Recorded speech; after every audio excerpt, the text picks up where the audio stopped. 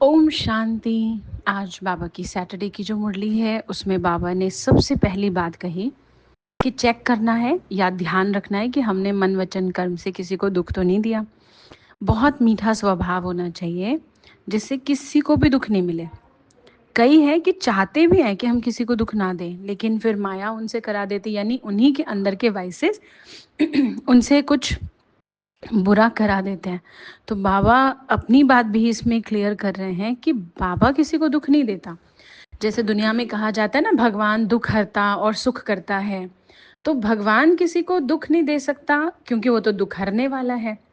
तो कई बार ऐसा होता है जब हम किसी एक ऐसी सिचुएशन में फंसते हैं जिसमें हमारे हाथ में कुछ नहीं है सॉल्व करना या उसको ठीक करना, लेकिन हम ब्लेम कर देते हैं इजीली, भगवान भी नहीं ठीक कर रहा, हम कहते भगवान भी नहीं सुन रहा।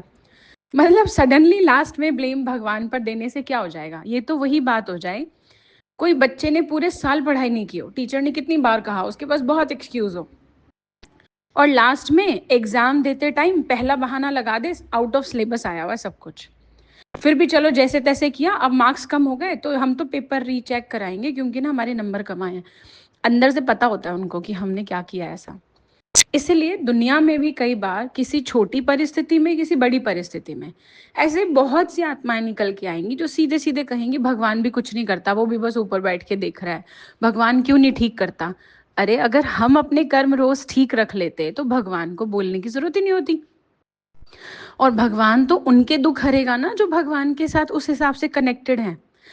कनेक्टेड रहे हम सारी दुनिया से, हर विकार से जुड़े रहे हम, एक भी विकार हमसे छोड़ा नहीं जा रहा, एक भी कर्मेंद्रियों पर हमारा कंट्रोल भगवान की डायरेक्शन के अकॉर्डिंग हो नहीं रहा, और जब उसका फल मिलता है तो हम भगवान को चाहते हैं कि वो हमारी बातें ठीक करे। ऐसा कभी नहीं होता।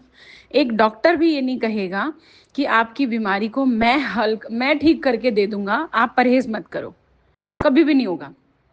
वो भी कहेगा आप परहेज करोगे तो ठीक होगे, अदरवाइज ठीक है। आजकल तो उन लोगों के पास ऑप्शन है कि जिस ऑर्गन से तकलीफ हो रही है उन्हें पता है पेशेंट जो है वो परहेज करने नहीं वाले हैं, तो ठीक है ऑर्गन निकाल दो, कॉम्प्लिकेशंस होंगी तो अपने आप खाया पिया नहीं जाएगा, तो अपने आप आदत ठीक हो जाएगी। पर आत्मा में से तो कुछ भी नहीं निकाला जा सकता। इसलिए बहुत बहुत ध्यान देने की जरूरत है कि हमारा हर दिन भगवान की डायरेक्शन के अकॉर्डिंग ही चले, अपने मन के हिसाब से या दुनिया जिस रेस में चल रही है उस हिसाब से नहीं। नहीं तो फिर हमारा भी वही होगा जो दुनिया का होगा, फिर हम ब्लेम नहीं कर सकते। और अगर कर भी दिया, सपोज अगर हमने कर भी दिया, तो बच्चे ने पेपर देने के बाद टीचर को जितना कोसना है कोस ले, टीचर की लाइफ पर क्या फर्क पड़ रहा है ना, तो भगवान पर भी कोई फर्क नहीं पड़ने वाला।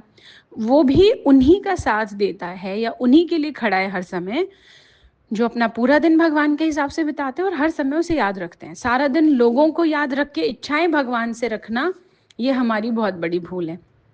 दूसरी बात आज बाबा ने बोली है, मेरा पुरुषार्थ, मेरी इन्वेंशन, मेरी सर्विस, मेरी टचिंग, मेरे गुण अच्छे हैं, मेरी निर्णय शक्ति बहुत अच्छी है।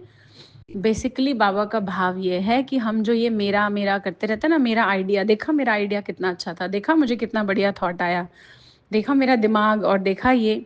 हाँ, कभी मजाक में कुछ कहने के लिए ठीक है हम कह सकते हैं, मजाक में अलग बात है, लेकिन हर टाइम इस थॉट में रहना, तो बाबा कह रहे हैं ये जो मेरा मेरा है ये भी माया है। माया है यानी कोई ना कोई वाइसेस, और स्पेशली तो इसमें दिख रहा है कि अभिमान की बात है, तो इसलिए इस मेरे मेरे को भी खत्म कर देना है। तो बाबा की ये आज की मुरली है। ओम शांति।